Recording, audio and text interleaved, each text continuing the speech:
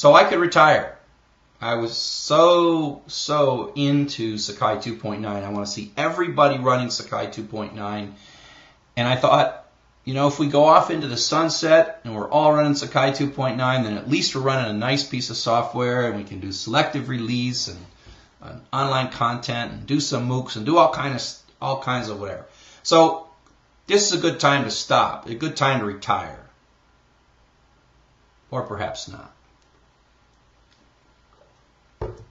So what might we see next? What might we see from a community that has a great piece of software? What might we see from a community that has a piece of software in Sakai 2.9 that we actually wouldn't have to put much more effort into? We could just sit on it for a while. We could sit and make profit. Of course, we're nonprofit, but we could make nonprofit for a while. So what might we think of doing next? Well, with Sakai 2.9, we could actually relax. We could sit on the beach and we could say, that's a nice piece of software, and watch all the schools upgrade to 2.9 and just smile warmly and fix a few bugs here and there and sit back. But you know, when you have a solid product and you have it in your hand, your brain changes. If you believe in something, but if in the moment it's in good shape, that's when you want to become more aggressive. You don't want to sit back and relax. You can take more risks when the product that you have is a solid product. You can be bold. You can take more risks. So we, I think, are slowly but surely seeing a situation where we are seeing people in our community taking more risks. There are some rumblings, and you can kind of start sensing this. Just some gurglings. We're breaking the build a little more often. We're doing crazy stuff.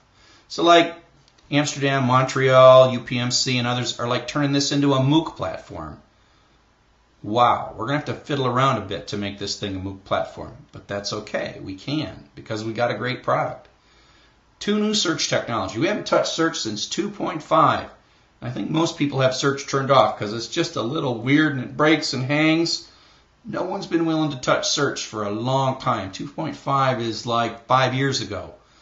But now we have 2 searches that are actively being brought into the trunk. Oxford's got Solar and RSmart's got Elasticsearch. 2 extremely modern and powerful search engines.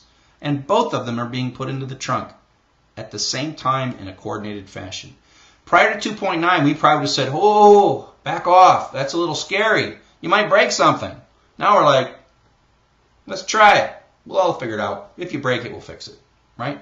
So it's a completely different attitude. For example, I just checked in a trunk 3 or 4 weeks ago, a complete replacement for the iframe tool, the Sakai web tool. Did you notice? Nah. Did I break something? Maybe I did. But somebody's going to figure it out. We can take more risks, right? So we put this thing in. So that's a great feature. That's going to make this fewer iframes, better configurability, pop-ups work better. A whole bunch of things are all better in that. We can take the risk, meaning that if I did something wrong in that, other eyes have spare time to help me fix it. And just here's one JIRA ticket, Kernel 1011. We didn't make that number up. It is Site Surface Caching Performance Improvement. 5 years ago, the site caching is the craziest code inside of Sakai. It's like changing the microcode in your automobile while you're in the middle of a race. So we tried to fix this like in 2.5, and somebody like made a one-line change to it and crashed. I think it was actually Cape Town servers crashed. And we backed that out so fast, and literally for 5 years, everyone has been afraid to go into that code. Well, Noah Bottomer went into that code for a few months and just said, you know what? I'm going to break it all. I'm going to take it all apart and I'm going to put it back together and I'm going to put it back together right. And everyone, again, if this was before 2.9, we'd say like, Noah, stop. You'll break it. We can't afford it. What if you mess it up? We don't have time to help you. But now it's different. We do have time to help. So this is now in trunk as well. This has a tremendous potential to increase performance on overall Sakai performance. I don't know, 10, 20, 30% in one modification. And a modification that in some ways wasn't all that difficult. But what's difficult is it's not hard to write 95% or 98% of it. It's that 2% that requires other people to test, other people to look at, other people to mentally keep track that if they see something weird, let's go check to see if this other thing is why. So this is where you can't be rushing. You got to be a little more relaxed when you take these more risky kinds of activities. So in the future, I don't know when, but we can attack larger problems. We can attack problems that were hitherto terrifyingly complex if we work together and have more eyes on one problem, right? If we have 10 people and they're working on 10 things, they all have to be small things. But if we have like 4 people working on the same thing with different roles, we can attack larger things. And what we can do is we can sort of like say, you know what, for the next few months, you're going to work on this. And we're all going to watch and we're going to test it. We're going to make sure you're okay. You'll finish it and then we'll check it all out. And then we'll get a different group of people working on a different thing. So you can take more risky things. You get a more collective focus on fewer larger things, like getting rid of sticky sessions. Wouldn't it be nice to get rid of sticky sessions? How hard might it be? You know what? We don't even know how hard it is because we're afraid to start looking at it. But I bet 3 people in our community are smart enough to fix it. Really. And so those are the kind of things that we have time to look at. So what might be this Sakai X? I don't know. It's some future version. It's going to be sort of a big, fast, powerful version, a scalable version of our CLE. Millions of users. Maybe make it so the thing dynamically adds instances up and down based on load.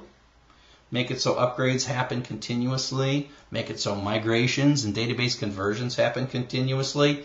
Maybe we even move to the point where there could be software as a service that you just have elastic expansion and contraction. What kind of things will we have to do inside of Sakai to make it so that that would work in a feasible manner? When?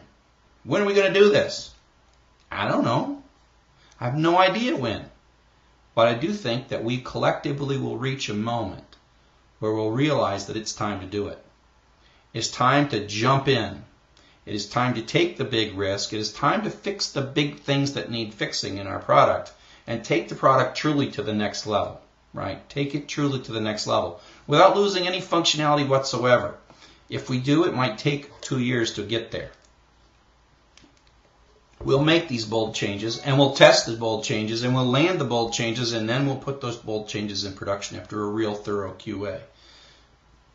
So I don't really have any resources. I'm not going to personally make this happen by myself. This is just an idea. And I'm not saying we're supposed to do this on a certain day. I hope that at our next meeting in San Diego, we talk about it some more and imagine, is it time? I mean, I just want to bring the discussion forward that says maybe we should be thinking about these things. So I'm not going to force it. I'm just throwing this idea out. I hope you guys talk about it. And I hope that I get a chance to hook up with all of you through Google Chat or something like that. And so thank you for your time, and I look forward to your questions and comments.